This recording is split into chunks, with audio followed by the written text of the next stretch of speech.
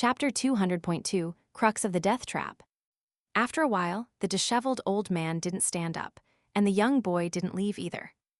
Kiwi-chan found this quite boring and meaningless, even though the person downstairs was the teacher of his other half. However, Kiwi-chan genuinely couldn't bring himself to feel interested in these matters.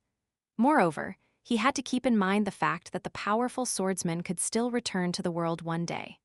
Otherwise, since his soul had already been split into two, he wouldn't mind giving eternal rest to the young boy from Clay Vase Alley who was already of no benefit to him.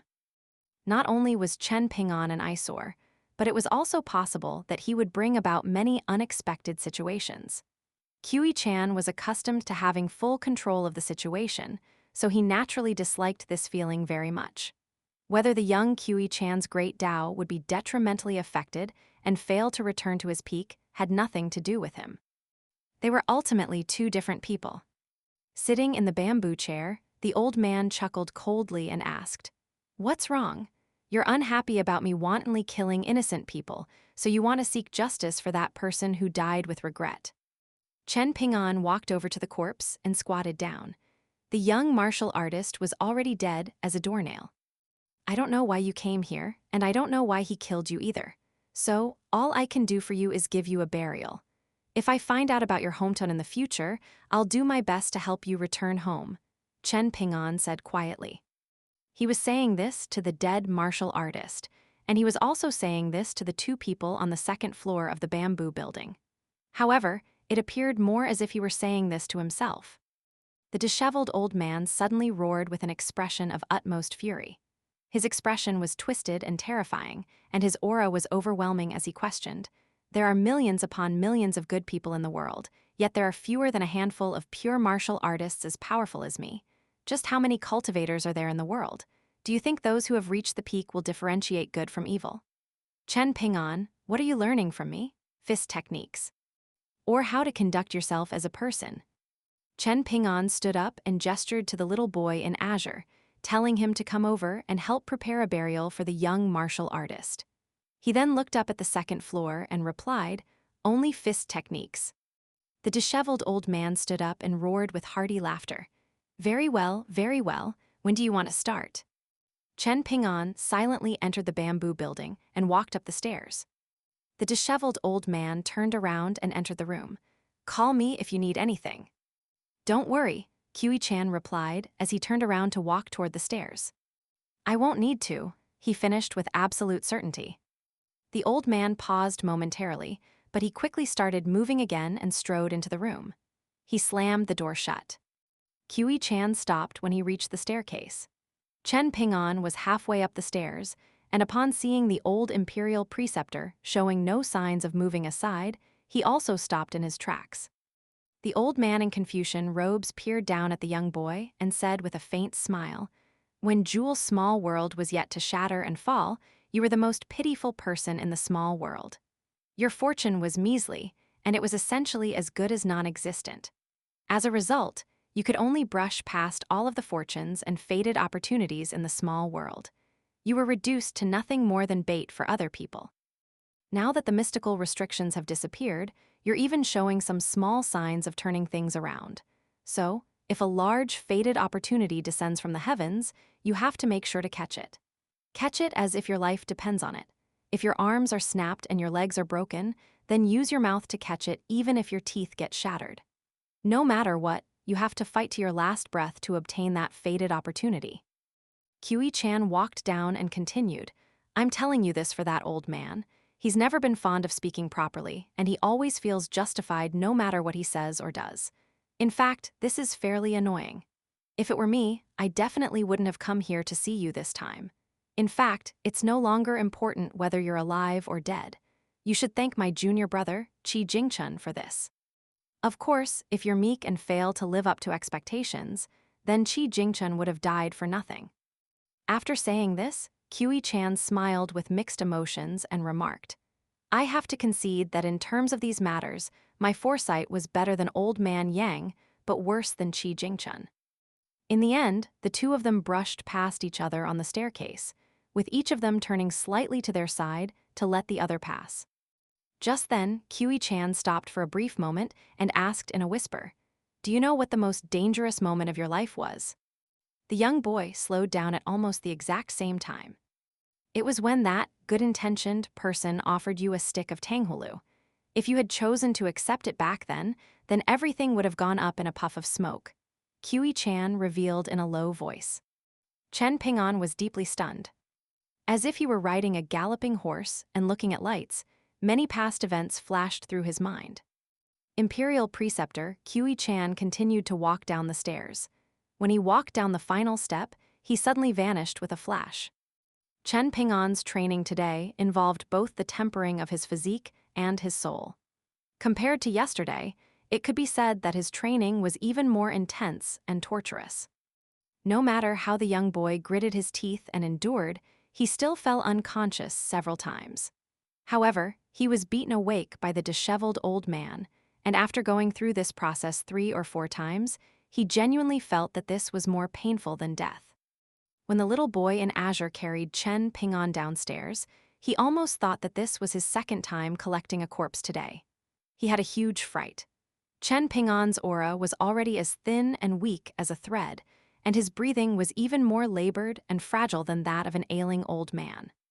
In fact, even Wei Bo was left with no option but to knock on the door on the second floor and remind the disheveled old man not to take things too far. "There aren't many people in the world who have the right to judge me on how I teach fist techniques," the disheveled old man snapped from behind the door. Wei Bo angrily walked downstairs, and he couldn't help but feel worried about Chen Ping'an. Thus, he had no option but to keep an eye on the young boy's breathing as he lay in the tub of medicinal water, lest anything unexpected happen. Late at night, the listless Chen Ping'an changed into fresh clothes and walked out of the bamboo building. The little boy in azure was cultivating by the cliff, and the little girl in pink carried a small bamboo chair over.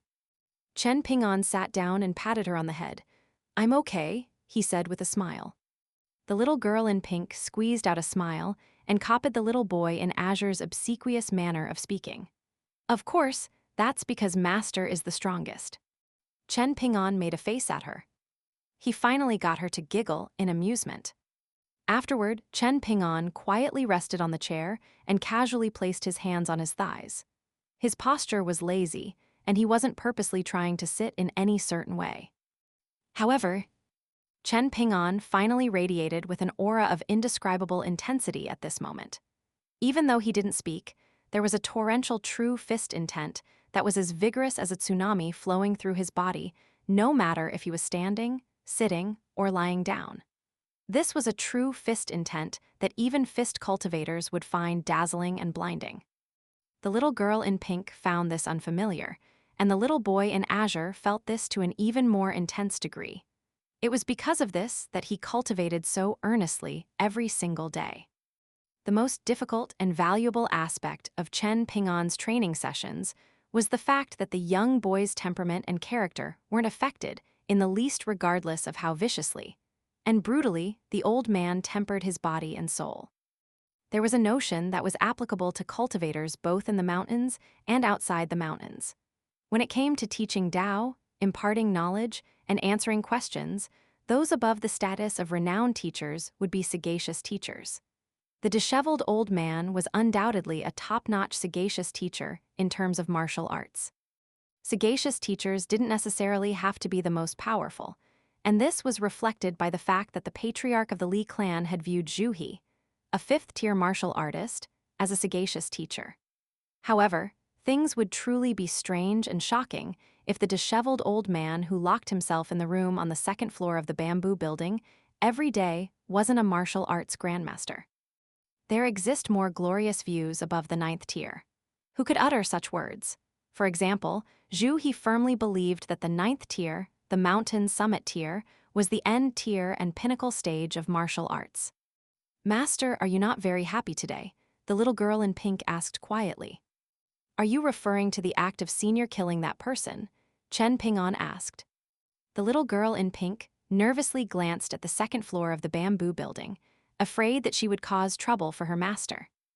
Chen Ping'an didn't offer a clear answer, and he instead recounted in a soft voice. When undertaking that long journey back then, I once encountered a female ghost in a wedding dress at one place. She liked a scholar, and she liked him very, very much. I don't know how to explain this, but she ended up killing many innocent scholars who passed by afterward. I felt like she was wrong, and there was no way of getting around this fact. Moreover, this wasn't a normal and minor wrong that could be righted. However, what could I have done about this? I was looking after Li Baoping and the others at that time, so I couldn't have acted on a whim, could I? In any case, I was also contemplating whether my analysis and conclusion were too shallow. I didn't dare to say with certainty back then. Master, then what about now? The little girl in pink asked in curiosity.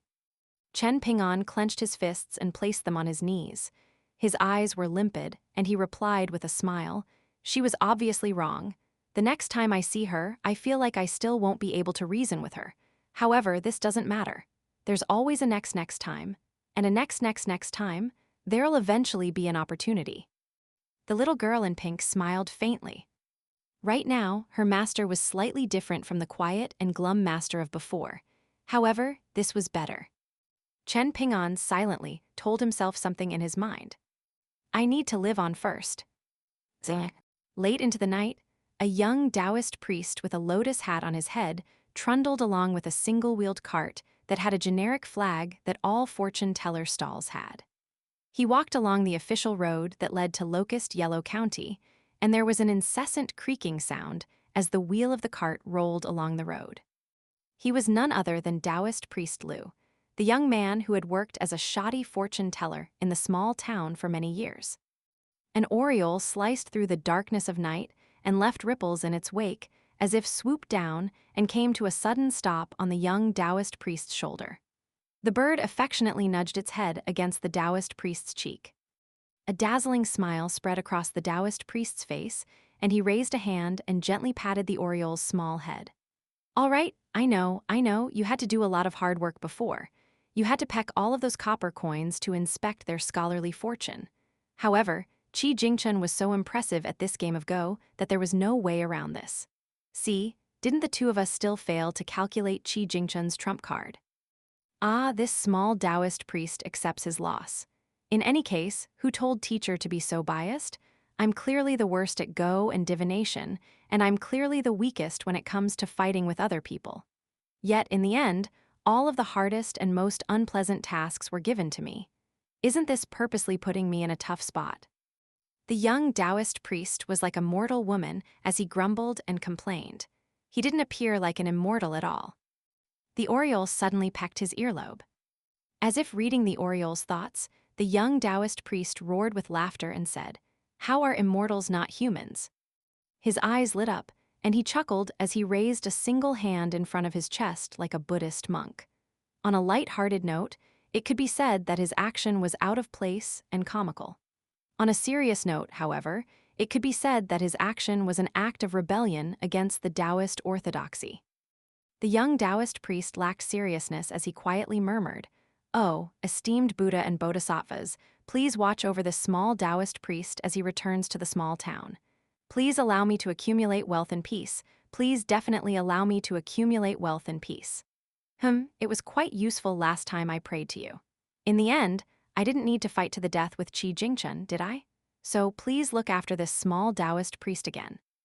Unfamiliar the first time and familiar the second, we're all friends in the future. The young Taoist priest looked up toward the distance. The small town was blanketed by the darkness of night, yet he could still make out the most minute details. Regardless of whether it was Jewel's small world that had collapsed and lost the protection of the formation, or Jewel's small world from before that had prohibited all mystical abilities, it appeared exactly the same in the eyes of the young Taoist priest. He extended a finger and lightly tapped his ancient-looking Taoist hat. It was as if he were mulling over a difficult problem that was giving him a headache. He was a young Taoist priest by the name of Liu Chen. He was the crux of the death trap that had guaranteed Qi Jingchen's death regardless of whether he left Jewel's small world or not. However, Qi Jingchen had surprisingly taken a large step back. Upon seeing this, the young Taoist priest had also taken a small step back.